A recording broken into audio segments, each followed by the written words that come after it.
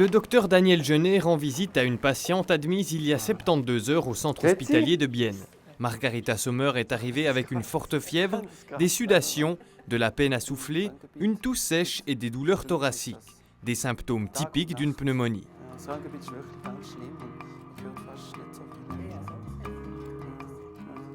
Alors, le cas de Mme Sommer est un peu particulier parce qu'avant de venir à l'hôpital, elle avait déjà reçu des antibiotiques. Donc, c'est un échec de traitement, en fait. Elle arrive après un échec de traitement. Et dans un échec de traitement, on doit être un peu plus agressif, aller chercher vraiment le microbe, si c'en est un, ou chercher une cause qui aurait pu favoriser cette pneumonie, puis qui expliquerait le fait qu'elle guérisse beaucoup plus lentement. Margarita Sommer est âgée de 72 ans. Les cas de pneumonie touchent principalement les personnes âgées, car la baisse d'efficacité du système immunitaire favorise l'apparition de cette maladie. Une maladie qui peut être mortelle. Alors globalement, le risque de décès d'une pneumonie tout venant, c'est entre 10 et 20%. 20%, c'est vraiment ceux qui sont aux soins intensifs, c'est les cas les plus graves. 10%, c'est à peu près ceux qui sont hospitalisés. Puis en ambulatoire, c'est moins d'1%. Donc ça dépend vraiment, si vous voulez, des comorbidités, c'est-à-dire des maladies qui accompagnent la maladie pulmonaire. Si vous avez une pneumonie seule et vous n'avez que ça, vous avez un risque de mortalité qui est en dessous d'1%. Si par contre vous êtes âgé, vous avez aussi une insuffisance cardiaque, vous avez une insuffisance rénale, vous avez d'autres organes qui ne vont pas très bien, là la mortalité monte en flèche. Et on a des scores pronostiques qui nous permettent de dire à l'entrée d'un patient le risque de mortalité est de temps. Et en fonction de ça, on va mettre les gens aux soins intensifs ou pas aux soins intensifs. Alors ça, c'est ça nous aide, ces formes de critères nous aident à classifier un tout petit peu le risque, aussi pour expliquer aux gens pourquoi ils sont à l'hôpital. Depuis son entrée à l'hôpital, Margarita Sommer se porte mieux, mais la virulence de la maladie l'a beaucoup affectée. Ich denke einfach viel nach. Viel nachzudenken. Ça fait beaucoup réfléchir. On espère que cela ne se reproduise pas, mais c'est inquiétant. Il faut faire attention après et faire ce que disent les médecins. L'une de ses consignes est de rester au lit le temps du traitement. La maladie touchant les poumons, les efforts physiques deviennent un calvaire pour un patient touché. Il est très très limité par la respiration. On l'a bien vu chez cette patiente, elle est au lit, elle reste au lit. Donc tout déplacement demande un effort considérable. C'est un tout petit peu comme si on vous demandait de courir un marathon. Puis à la fin du marathon, on dit maintenant, allez hop, monte les escaliers en courant, c'est difficile. Donc ils sont constamment comme un petit peu un poisson hors de l'eau, il leur manque de l'oxygène. Donc ils sont extrêmement limités par ça. Ensuite, comme ils ont de la fièvre, ils ont une baisse de l'état général, ils n'ont pas d'appétit, ils perdent du poids, ils transpirent beaucoup, ils ne sont pas en une condition très, très agréable. Souvent, c'est encore associé à des nausées parce qu'ils toussent beaucoup, puis à force de tousser, ça réveille le réflexe nauséeux. Donc ça, c'est toute une baisse de qualité de vie qui est assez importante, qui fait d'ailleurs que les personnes âgées atterrissent à l'hôpital parce que c'est là, elles ont besoin d'une prise en charge assez globale qui peut plus se faire ambulatoirement. Si les symptômes externes sont assez explicites, la radiographie effectuée sur la patiente l'est tout autant. Alors vous avez ici la radiographie thoracique de Mme Sommer. On voit les deux plages pulmonaires, c'est ces parties noires ici à droite et ici le poumon gauche. Au milieu, vous avez le cœur, c'est cette partie blanche ici. Et puis vous voyez une différence de densité entre le poumon droite et le poumon gauche, avec toutes ces opacités blanches ici, qui sont du pus, qui remplissent les alvéoles pulmonaires de son poumon à droite. Ça, c'est sa pneumonie. On voit que ça touche le lobe moyen, le lobe inférieur et une partie du lobe supérieur. Donc vraiment, tout le poumon est touché, alors que le poumon gauche ne souffre pas.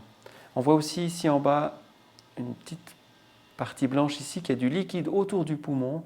Et c'est ce liquide inflammatoire qui explique les douleurs thoraciques dont elle s'est plainte lors de notre anamnèse. Il est difficile de se prévenir contre la pneumonie. Il existe de nombreux microbes qui peuvent engendrer cette maladie. La tuberculose par exemple, ou les bactéries dites légionnelles qui peuvent être transmises par les systèmes d'air conditionné. Il faut vous imaginer, ces bactéries arrivent dans le poumon, puis au fond du poumon, il va y avoir une réaction inflammatoire. C'est-à-dire que le système immunitaire ne reconnaît pas ces bactéries comme étant soi, donc va enclencher tout un mécanisme qui va appeler d'autres cellules à venir attaquer ces bactéries. Et c'est l'arrivée de toutes ces cellules, sont des globules blancs en fait, qui va remplir les alvéoles où normalement l'oxygène arrive et s'échange avec le sang, eh bien, cet échange ne peut plus se faire. Donc le sang arrive et n'arrive plus à s'oxygéner. C'est ce qui explique le fait que les gens aient de la peine à souffler et aient besoin d'oxygène. Et puis ce pus va donc rester là jusqu'à ce qu'on n'ait plus de bactéries vivantes. Parce que tant qu'il y a des bactéries, le système immunitaire est stimulé et ça continue. Le microbe le plus courant en Suisse est le pneumocoque, contre lequel il existe un vaccin. Certains éléments favorisent l'apparition d'une pneumonie. Quelqu'un qui fume activement va favoriser le passage dans les poumons de bactéries qui se trouvent dans la sphère de la bouche et puis qui peuvent facilement descendre dans les poumons parce que le système immunitaire est moins bon, parce que le système ciliaire qui normalement colle les bactéries n'existe plus parce qu'il est, si vous voulez, brûlé par la cigarette. Donc les bactéries vont jusqu'au fond des poumons et la seule défense qui reste aux fumeurs, c'est la toux. C'est pour ça que les fumeurs toussent énormément et tout le temps. C'est comme ça qu'ils se préviennent de la pneumonie. Mais voyez que ce n'est pas très efficace. Et cette patiente-là est une patiente fumeuse. Ça a certainement joué un rôle dans le développement de cette pneumonie. Le cas de cette patiente est traité par la clinique de médecine interne du CHB, dirigée par le docteur Daniel Genet depuis son arrivée en mars 2014. Chaque jour, j'essaye d'améliorer un tout petit peu la situation du service dans le sens de la formation, dans le sens de la prise en charge des patients. Il faut acquérir il faut que le service soit dans les normes, certaines normes helvétiques. Maintenant, après quelques mois, je peux dire que je suis vraiment content d'être à Bienne. Daniel Genet a été actif dans l'enseignement et la recherche et a travaillé 19 ans à l'hôpital neuchâtelois sur le site de la Chaux-de-Fonds. Il est interniste, mais a une seconde spécialité, l'infectiologie. Je m'occupe des infections chroniques telles que les hépatites, le sida ou d'autres maladies infectieuses, ça c'est ambulatoirement. Et puis en milieu hospitalier, toutes les infections qui pourraient survenir, et puis on a tous les jours, presque chez tous les malades, c'est quelque chose d'extrêmement fréquent. Mais c'est en tant qu'interniste que le docteur Daniel Genet s'occupe de Margarita Sommer. Un traitement pour une pneumonie dure en moyenne 1 semaine. D'abord, il faut s'occuper de savoir qu'est-ce qui est la cause de cette pneumonie. C'est en général un micro-organisme, donc trouver le micro-organisme et puis donner un traitement approprié contre le micro-organisme, en général une antibiothérapie, qu'on commence de façon assez empirique au début parce qu'on ne connaît pas le microbe. Et puis dès qu'on a découvert le microbe, après quelques jours, on adapte notre traitement au microbe en question.